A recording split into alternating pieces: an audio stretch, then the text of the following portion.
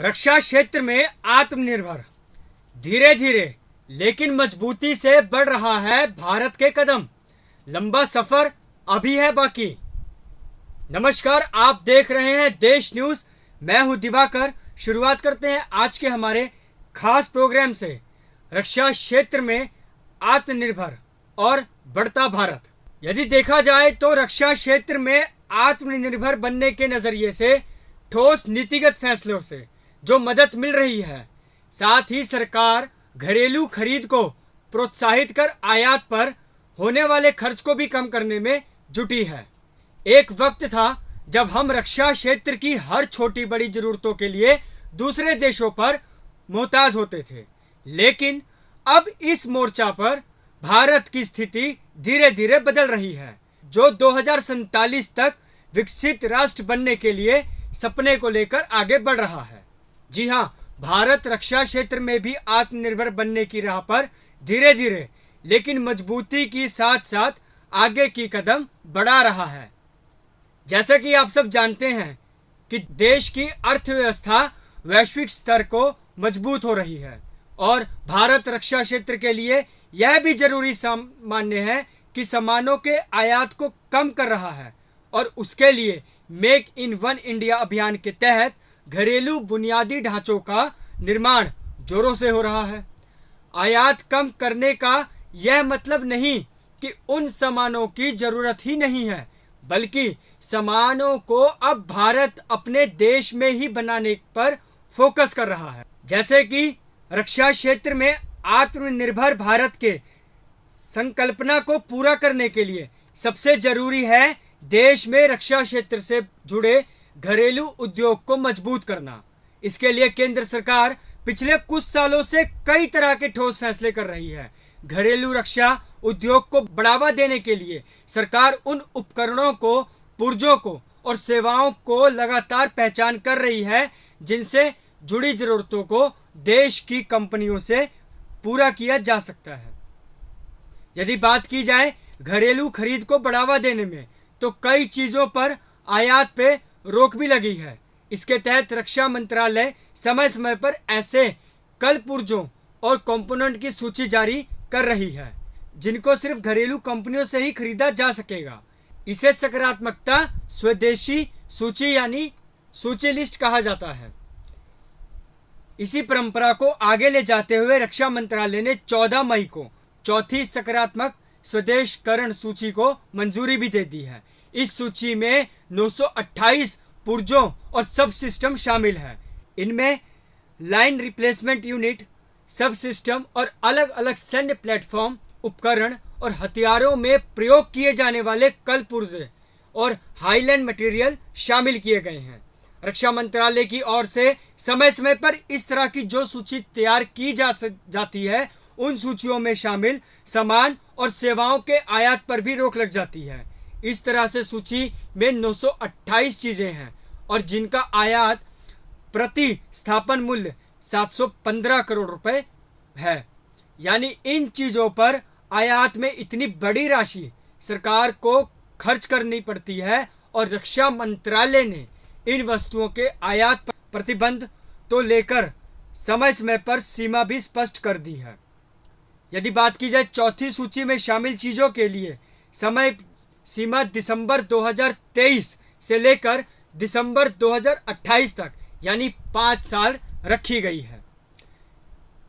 चलिए हम बताते हैं कि रक्षा मंत्रालय ने जो 4 सूची जारी की है उसमें क्या क्या है। इससे पहले रक्षा मंत्रालय ने इस तरह की 3 सूचियां भी जारी की थी। पहली सूची दिसंबर 2021 में, वहीं दूसरी सूची मार्च 2022 में और तीसरी सूची अगस्त 2022 में जारी की गई थी। रक्षा क्षेत्र में आत्मनिर्भर का सबसे प्रमुख कारक है कि घरेलू खरीद की हिस्सेदारी बढ़ाई जाए और सकारात्मक स्वदेशीकरण सूची का मकसद इसी लक्ष्य पर हासिल होता है।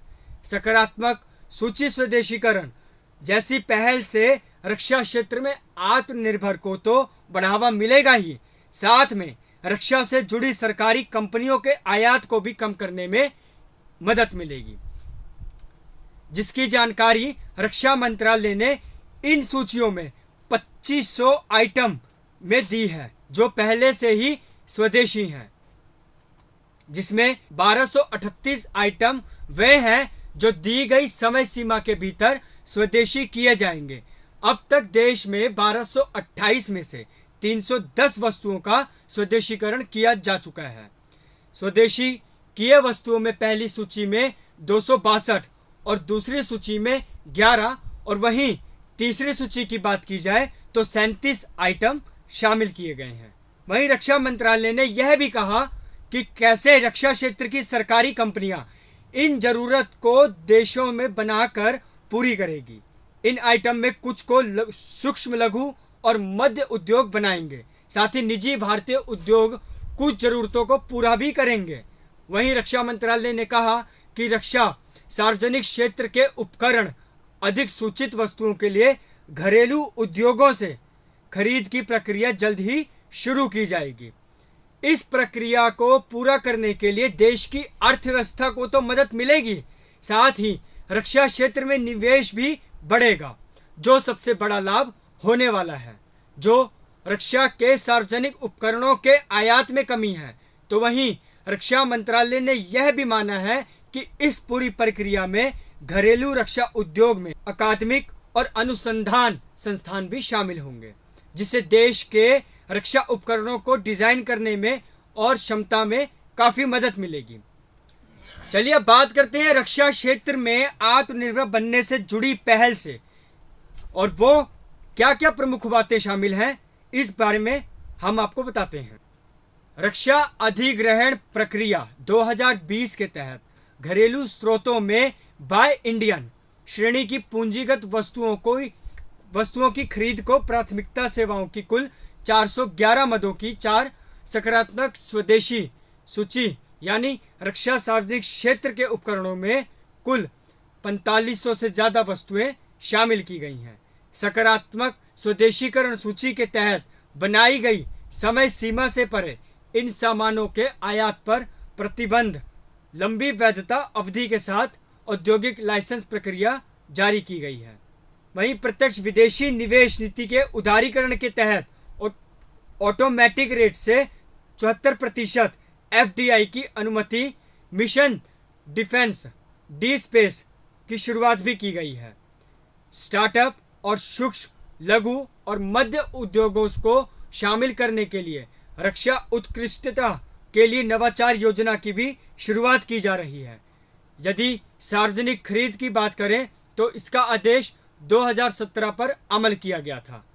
वहीं MSME समेत भारतीय उद्योगों से स्वदेशीकरण की सुविधा में सृजन नामक एक स्वदेशी पोर्टल की भी शुरुआत की गई है। निवेश को आकर्षित करने पर जोर देने के लिए ऑफसेट नीति में रक्षा निर्माण के लिए प्रौद्योगिकी में ट्रांसफर में सुधार और 2 डिफेंस इंडस्ट्रियल कॉरिडोर की स्थापना की गई है। एक उत्तर प्रदेश में है तो वहीं दूसरा तमिलनाडु में है। रक्षा क्षेत्र में अनुसंधान एवं विकास से जुड़े बजट की 25% हिस्सेदारी को भी उद्योग के नेतृत्व वाले में R&D के लिए निर्धारित किया गया है।